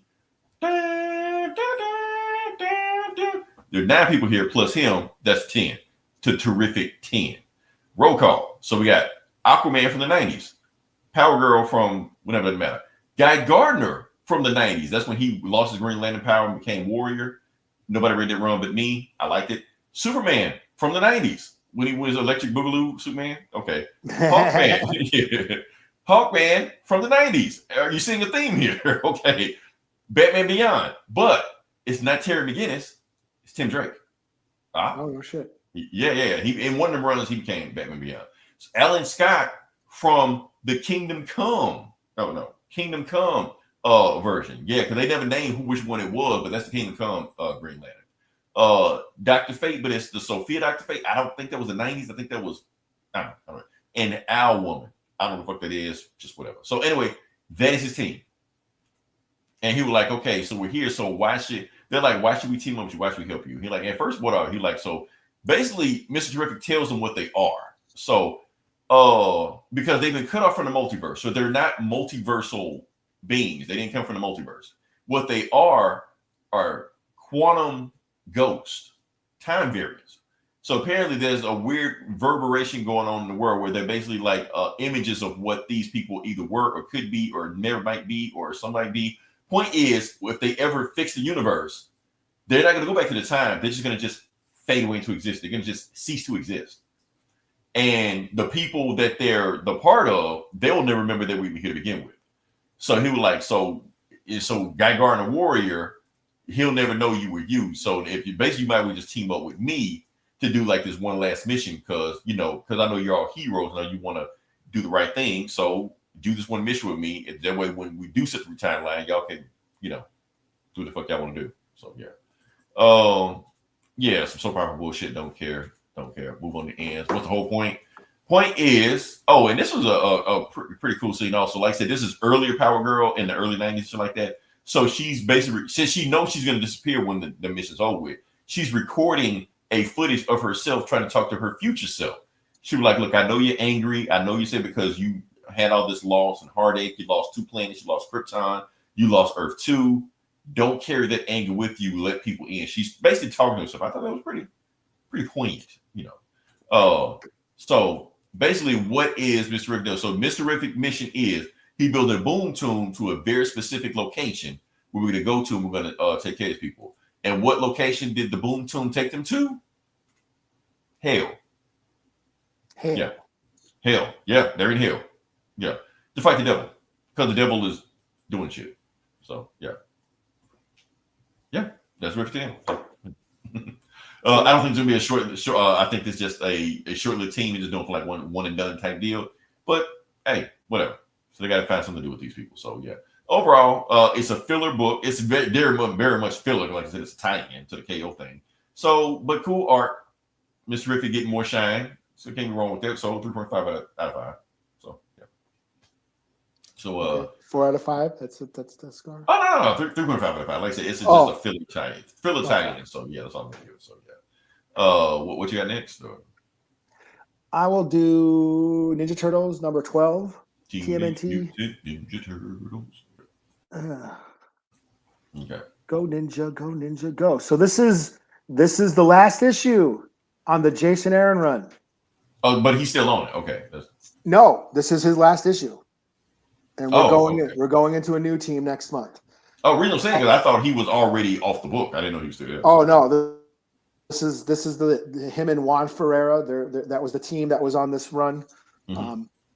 So yeah, this is number 12, and it's been a fun run. I've been on this since they started, and this wraps up this particular story arc. Hale, that district attorney Hale, that corrupt guy who was basically taking over the city and turning New York into like this fascist state, outlawing mutants and all that. And the Ninja Turtles are fighting them, and they were on the run, and now they were at the court.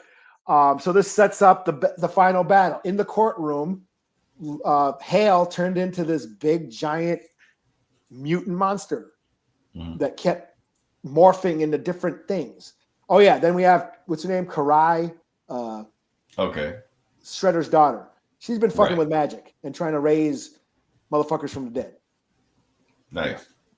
So yeah. Oh, okay. So that's a big monster. So there's Hale as a mutant beast, and the Ninja Turtles are fighting them. So this whole issue is basically that battle. It's the Ninja Turtles fighting that monster, fighting Hale, mutant Hale monster, kaiju Hale, mutant kaiju Hale. And of course, they're learning how to fight together again. They're learning how to cooperate and accept it because they've been they were separated. They were all separated. They're all in different, went their different ways at the beginning of the story arcs. And now they're all sort of, coming together, learning how to cooperate, learning how to fight as a team, accepting each other, bantering with each other. So they're coming together and they're whipping ass. And they in the end pretty much defeat them, and everything's cool again. They kind of wrap things up. And then of course, Splinter, who's been dead, who got killed off, I guess, back in the old, the original IDW run. They sort of accept that he's gone, and remember Donnie was schizo. He was carrying around that dead rat at the beginning of the story arc. Donnie was carrying around, he was talking to a dead rat, insisting that it was Splinter. And everyone thought he was nuts and he was crazy and shit and all that. So they kind of just sort of accept that Splinter's gone and, he can rest and all that. Then the turtles can, go on and grow and, move on, let go and continue being crime fighters, But then we cut to Karai, the Shredder's daughter, and she's still doing magic. And she's trying to resurrect. We think it's going to be Shredder, but no, she resurrects Splinter. So that's where we. Why Splinter? Why? I don't know. Are they cool like that, or I don't know. Well, the thing is, Splinter didn't want to come back. Splinter was like, "I'm at rest. I'm at peace. Let me rest in peace. Let me Let me move on to the afterlife." Right. But, Karai, Shredder's daughter, brought him back. I don't know why, and I don't know, is Splinter going to be evil now? We don't know. So that's where it says to be continued. So this is still going to go on, but it's going to be a new story arc, Yeah. And I mean, well, you know that they got to put the toys back in the toy box. So yeah, but the next who's in charge of the next art is Jin Lun Yang, okay, who wrote the Shang-Chi run, which we both adored. we love And, that one. Yeah, yeah, and Freddie Williams III is doing the art. So I'm stoked for that. That sounds like a solid team. So Freddie Williams, he did those Batman, Ninja Turtle crossovers, and I believe did he do the Godzilla Power Ranger ones too? I love his art. He's got dope art, you know. So he's taken over as artist, and Jin Lun Yang is going to be the writer on those books, you know. But this wraps up Jason Aaron's run. It was a cool, solid run. I liked how each turtle, like throughout the series, kind of went through some shit, you know, personally, and sort of came out of it, you know. Now, what issue did they come together? It was like halfway through, because remember, everyone was like separated. Like Leo was, of course, doing on some sabbatical in like India or whatever. Michelangelo was like a TV movie star. He started starring in movies and shit. He was like a Hollywood star. Raphael was like still trying to fight crime. He's the only one who stayed in New York and like got himself thrown in prison because he was trying to uncover all the corruption and Hale. Like he was onto Hale, you know. And then of course Donnie was like schizo and all skinny, and he was in that fighting ring, that pit fighting, but he was talking to the dead rat and shit. So they kind of resolved, like Donnie was actually trying to study magic, you know, because Donnie's like the smart one. So he was trying to study magic to contact Splinter, you know, and that gets resolved, you know, when they figure out that Splinter wants to, you know, move on to the afterlife. You know, Michelangelo and Raphael squashed their beef because that's the reason why Michelangelo left, because he was sick of Raphael being an asshole, you know. So they squashed their beef, and Raphael was just being the loner liability, you know. What's the what's that word? The brain fart, the loose end, you know what I mean?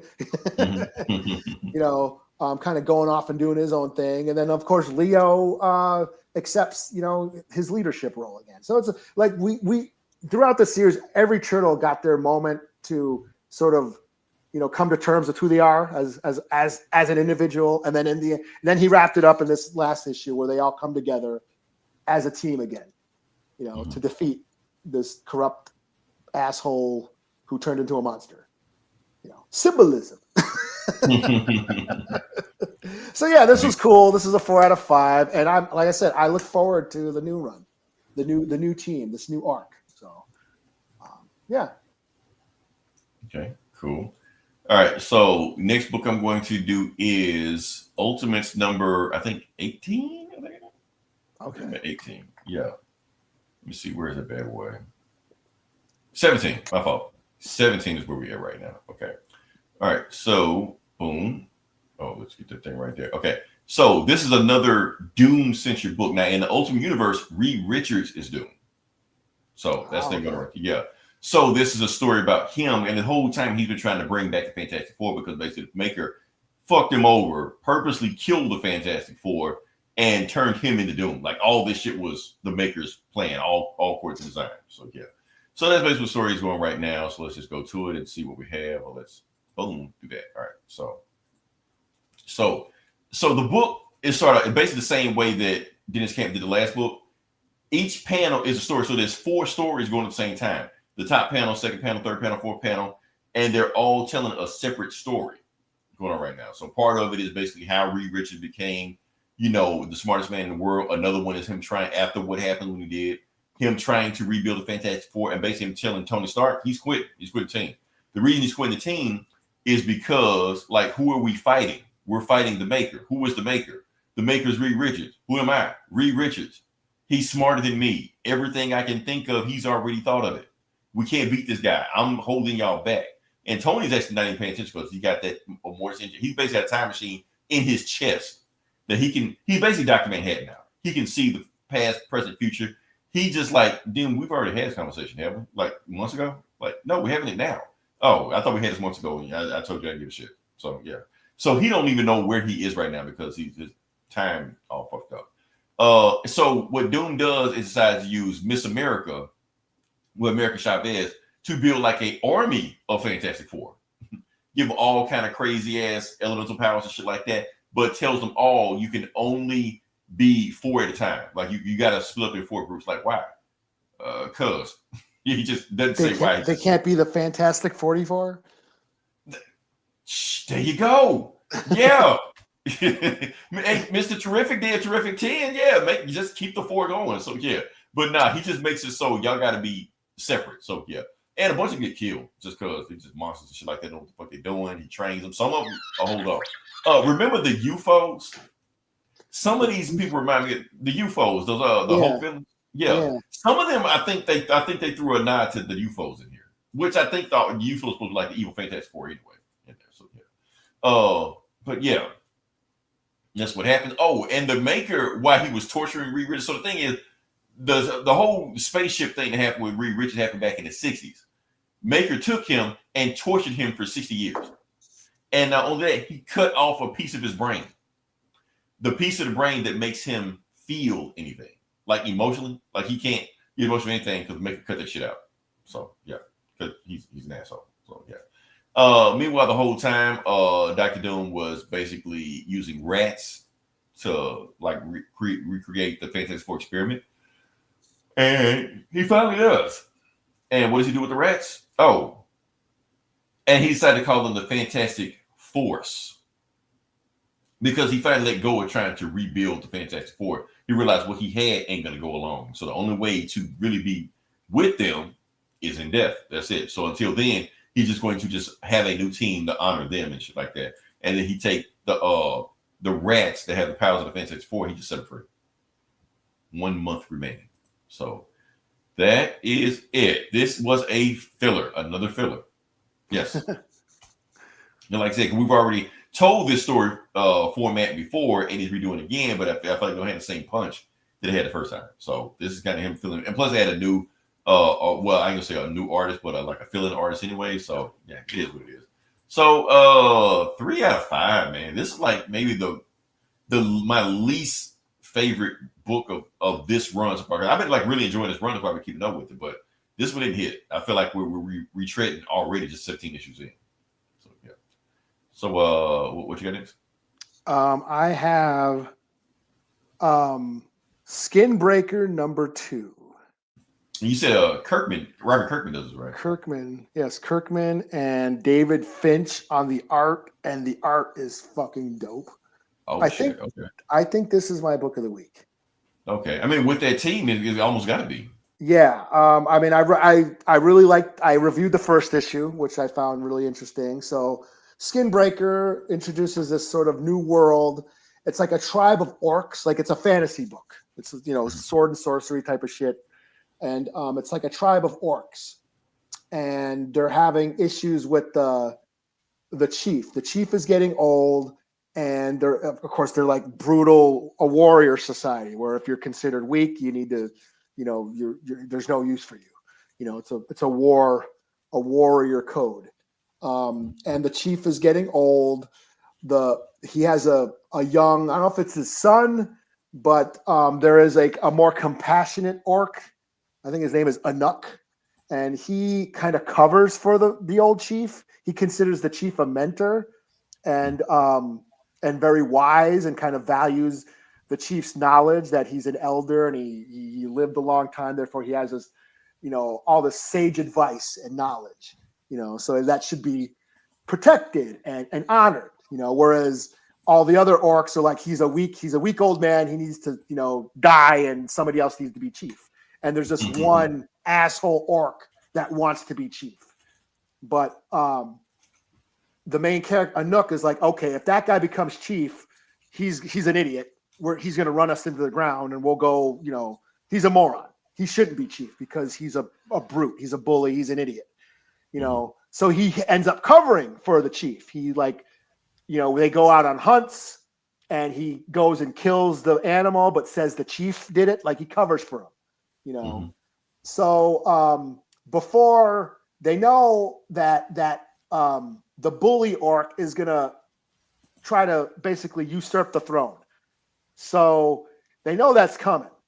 And Anuk is like, okay, so for them to stop that from happening, he should make the challenge to the chief. So he does. He announces, I'm going to challenge you for the throne, in battle. But now then that brings us to this issue.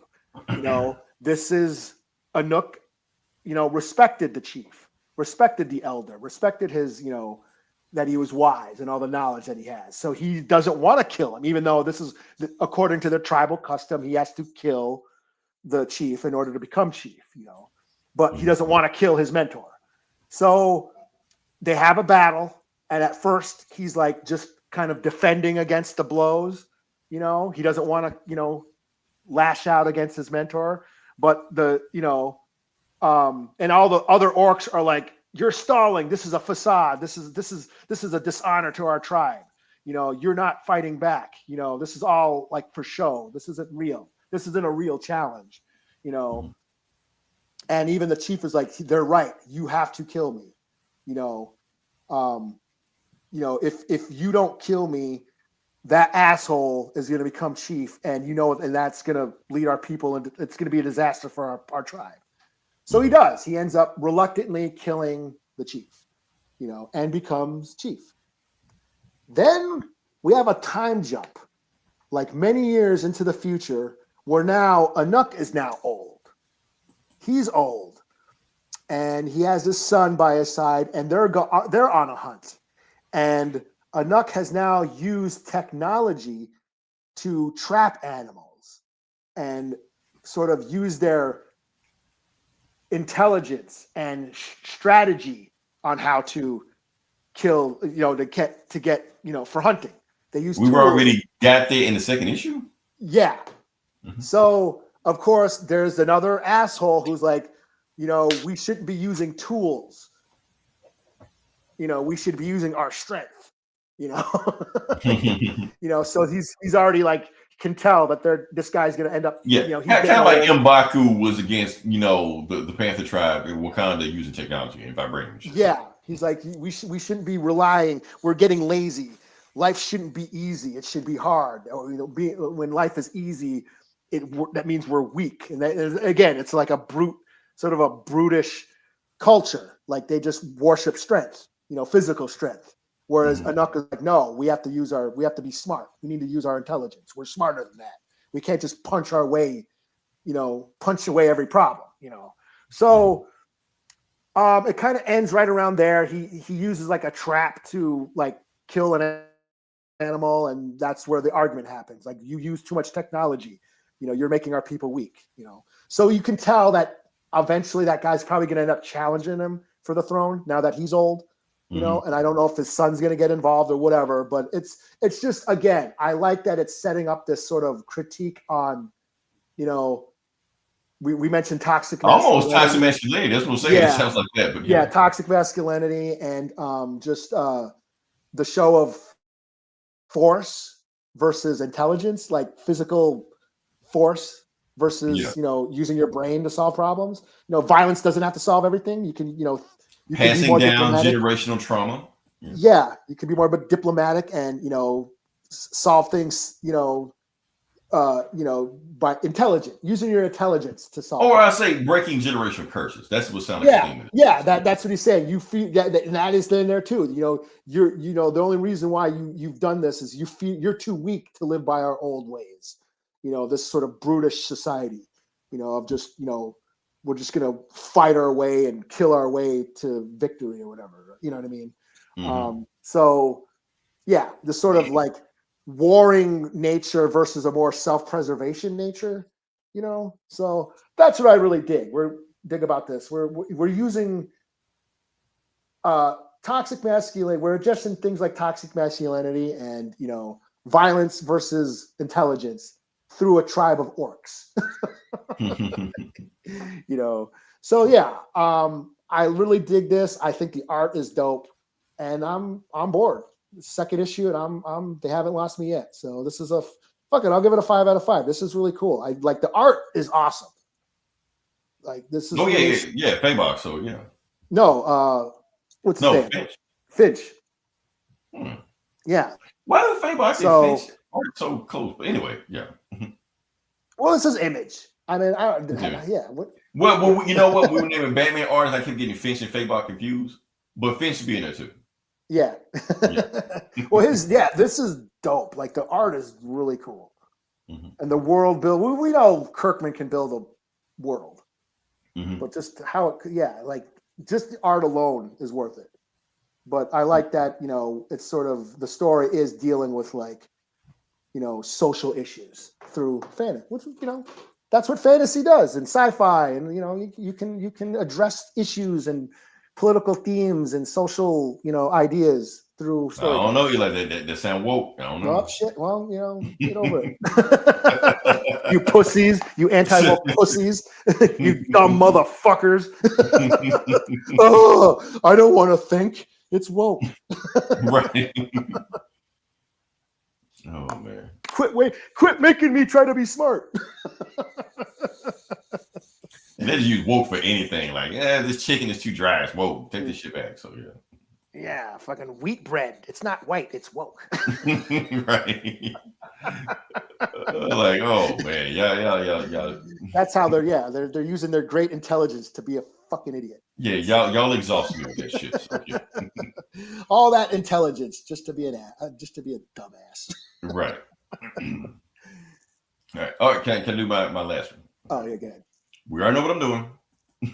I've been doing it for a while, so don't worry. Like we're in the final stretch now. We're not almost done, but we're getting close to the final stretch now.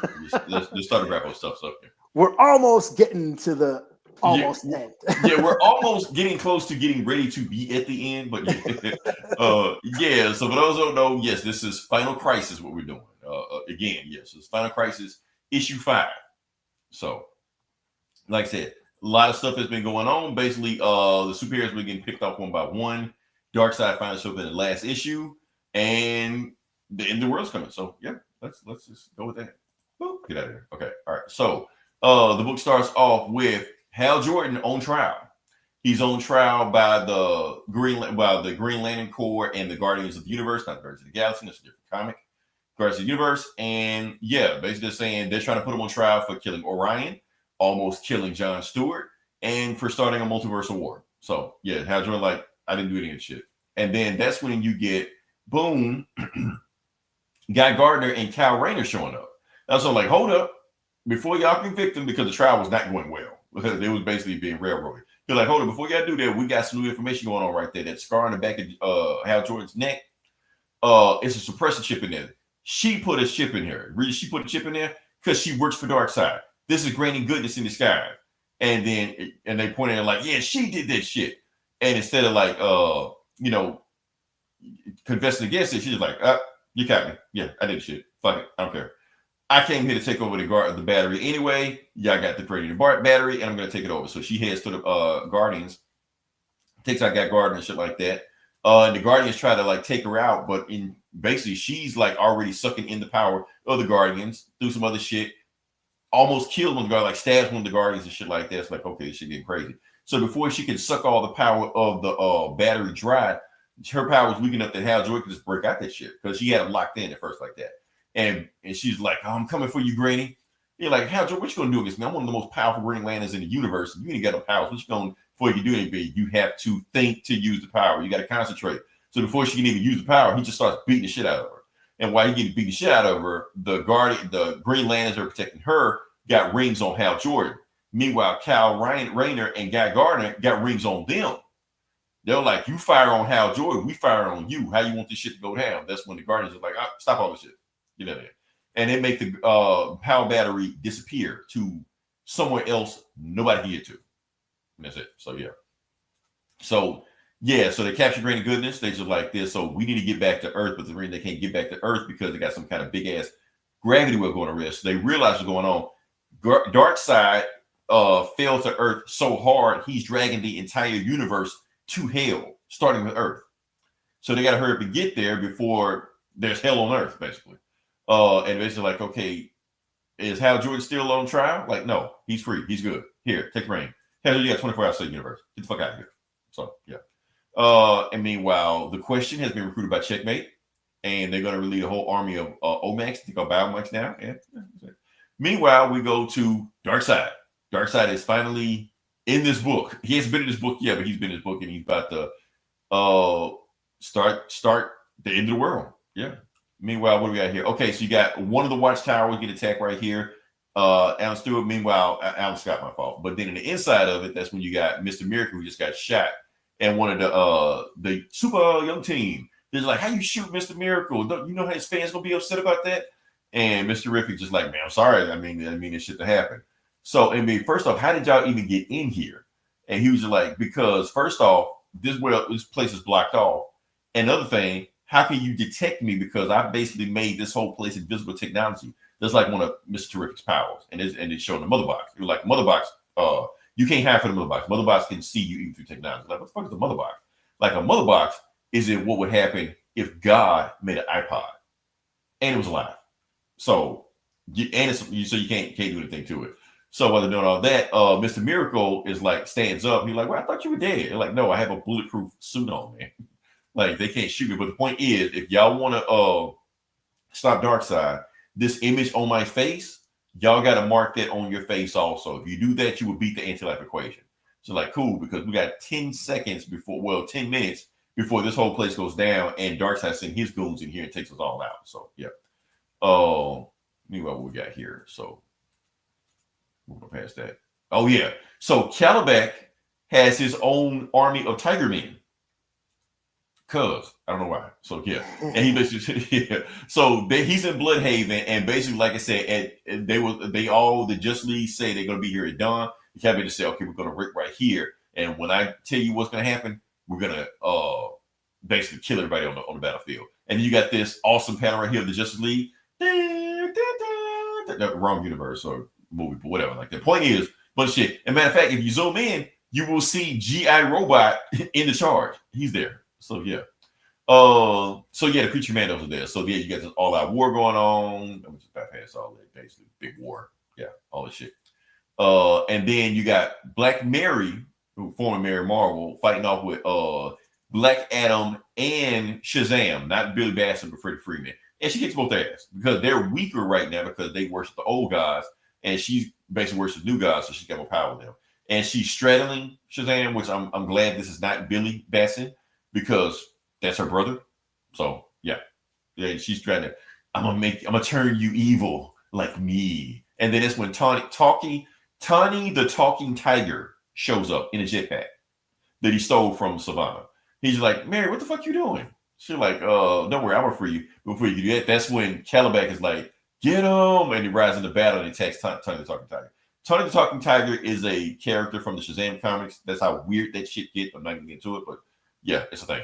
And that's when that monitor dude is thrown into a jail cell because anybody that can't be controlled by the anti-life equation, they just throw him in jail. Like, we can't do anything. We're gonna figure out what to do with you later on. And that's when he's talking to this guy that he doesn't recognize, but the guy knows him. And he was like, "Well, why don't you use these superheroes to say that the ones you drew on this paper? Why don't you use them to save you?" He was like, "No, we can't. Those superheroes can't do shit. Evil has taken over the planet, and superheroes are nowhere to be found. These superheroes are as worthless as the paper and pencil I'm drawing on." That's the message Grant Morrison trying to throw at you.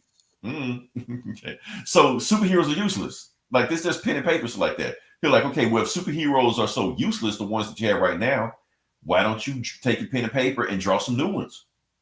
Bring some more to life, and that will save everything if the ones are useless now. So yeah. Also talk about a Rubik's Cube. Well, I'll talk about that later on. But yeah, got some dude in the corner doing the Rubik's Cube. Oh, and Darkseid. Oh yeah, that's the thing about the Rubik's Cube. Okay, so the thing about the Rubik's Cube is that apparently the lowest number you can do to solve the Rubik's Cube is 18 moves. They're saying it's the lowest moves you do.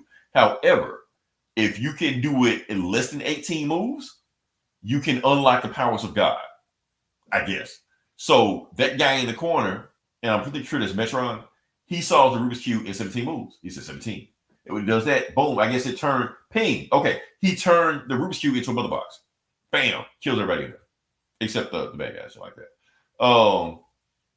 Also, they're trying to find out who sent the message to the good guys to assemble under the Undernet, and he thinks it's Lex Luthor. We don't know if it's Lex Luthor, but he thinks it's Lex Luthor. But he can't kill Lex Luthor because he's too important to us. He's like, Lex Luthor, tell you what, if you pledge allegiance to me when we conquer the world, I'll let you get a crack at Supergirl first. So yeah. Meanwhile, I'm going to Supergirl. Skip past all that. I don't care. Oh yeah, and Darkseid kills all his goons. Cause I guess he don't need him anymore. He's back now. So yeah, he kills them all. And that's when he makes his big ass speeches like that. Like, they've only witnessed the idea of a god. They will learn what the true meaning of a god is. And that's when Supergirl is attacked by Black Mary. And John Stewart is asking for, okay, we need help. My ring is running out of power. I don't know what the fuck y'all got going on there. But we need backup because Darkseid sent us to hell. They're like, don't worry. Help is on the way. And who do we got? The Green Lantern Corps. Well, not all of them, but some of them will go into that. But the thing is, they're using up all their power to get to Earth. By the time they get to Earth, they're going to run out of power. So Hal Jordan tells them to shut your power off except for life support.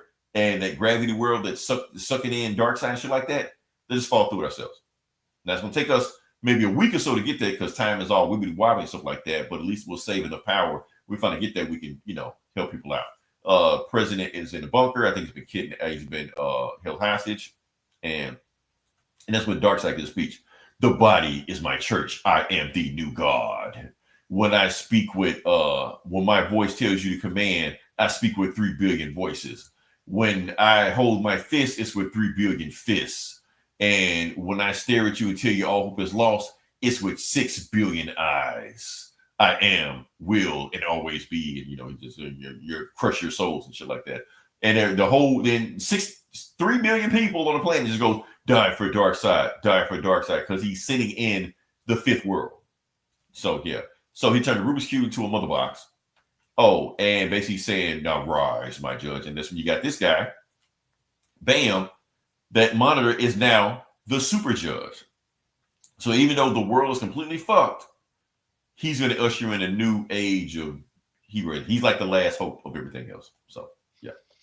So yeah, that's the book right now. So basically what this book, and now I see what people are talking about. This book is about depression, darkness, sadness, and how it takes over the world. And there's no hope because there's no heroes that can save you because all the heroes are gone. Superman, Batman, Green Lantern, Wonder Woman, y'all gone. So what's to save us? Superheroes. But the ones that we imagine ourselves, I guess. I don't know. So yeah. Or heroes in general. We basically in general. That's what the story trying to say. So like I said, we're getting towards the end. We're almost there, but we'll get there. All right. So anything else we got or you still there? You go? Yeah, I'm here. Okay. No, I'm booked out. I mean, I did read a bunch of books. I mean, and I read the new Absolute Wonder Woman is still going cool. Detective Comics was cool. Jedi Masters is still cool. Like, I'm still into that story. That's like the only Star Wars thing I'm into these days. But yeah, I'm pretty much it. I'm booked out. Those are honorable mentions, I guess. But I'm in. That's it. Cool. Yeah. Want to give a shout out to my boss. My boss had a back injury, so we know he listens to the podcast. Want to give him a shout out. He's saying a podcast too long. Sorry. That's just what we do. We're just kidding. Like I said, we'll come up with, like I said, now the month of October is done. Like I said, I pitched in, Eli pitched in. I think we had a pretty fun month with this one. So we'll try to top it next time. November, I don't know what it is. November, Native American month? Or, I can't remember. I believe so, yeah. Oh, all you then, baby. All you. Okay. We'll name our favorite Native American superheroes. That's what we'll do. Yeah, we can do that. Yeah, I can name or I'll live stream tour our dinosaur hunter. I'll do that. Oh, there you go. An Oregon Trail. Right. See, Eli, we're the only ones that know what that is. So, like I said, you listen this long, definitely like, share, subscribe. If you listen longer than 30 seconds, we appreciate you. Hold on, we put the graphic on the time. Boom, look at that. Ooh, put money in this pocket. That's cute. Yeah. Yeah. Like I said, we'll do something else. I don't know what we're talking about. Maybe I'll talk about Gen V next week. I didn't even feel like was it the It Show, the Dairy Show? That's the night. That's the night. Yeah. Yeah. I don't know. I don't know enough about that. So yeah. Yeah. Maybe I'll give that a look and give that a review. Yeah. We got something to talk about. We'll talk about something. Yeah. Yeah. Until then, this is Leroy. This is Eli. We'll talk to you guys next week. Same bullet time, same bullet channel.